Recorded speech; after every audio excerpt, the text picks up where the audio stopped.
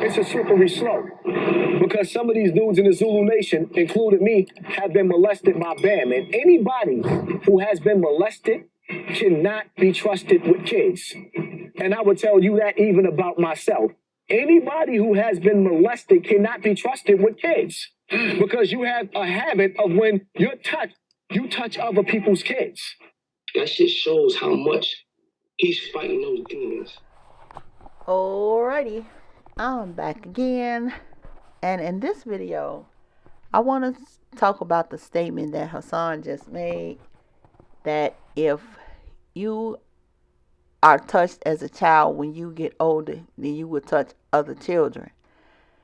Because I have heard some people that say that they was touched as a child, but they say they do not want to hurt a kid. They never thought about that, and it ain't a part of their life cycle is to hurt another kid.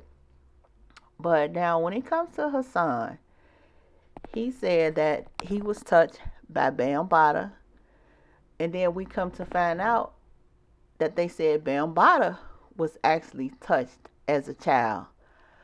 So that's what I'm saying. It is a sickness in our community that's really not being addressed properly.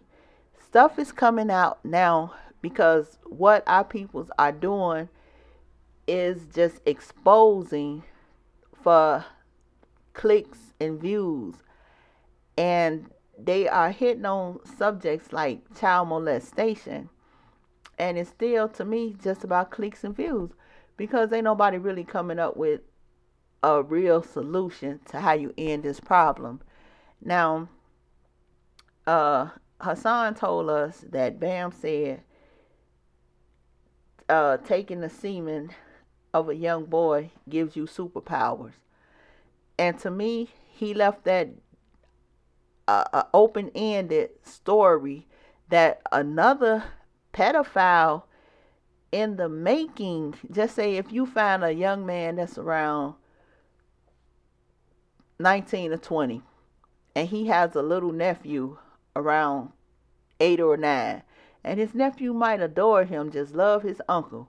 But if his uncle run across one of Hassan's videos, because we have to consider Hassan has a very big platform, and just say if that uncle come across that video and he hear that, who's to say he would not take that advice and tell his nephew this is how they gonna come up? You know what I'm saying?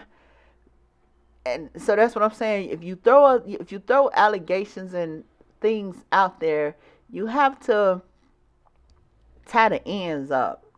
And sometimes I would say just close the door, because if it's out there, then that means anybody can run across that information, and you have to consider that social media is so big and so massive, and you never know who will run across your video.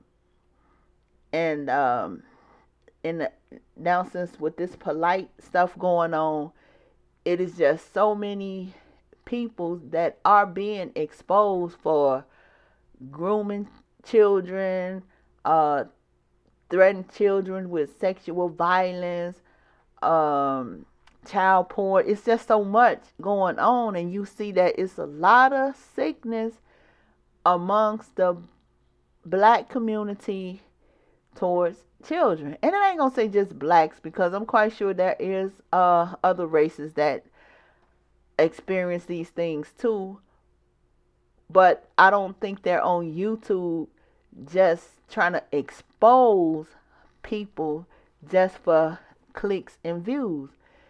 A lot of people will make sure they have some type of hotline. They may try to have some assistance, or that's what I'm saying. The people's on YouTube is just now into expose, clicks, views, and no solutions. And that is sad that a subject like child molestation, which is just all the way ridiculous, that's a subject that's just being played with to me in the black community. So I would just like to say, what are y'all willing to do if y'all just gonna keep talking about it? And that's it. So them just my thoughts on that subject. And I just say what's going on in the black community with just exposing all of this stuff just kind of need to stop if you don't have solutions. That's it. So if you listen to my video, don't forget, hit the like button and subscribe and leave me a comment. Let me know what you feel. All right. Holla.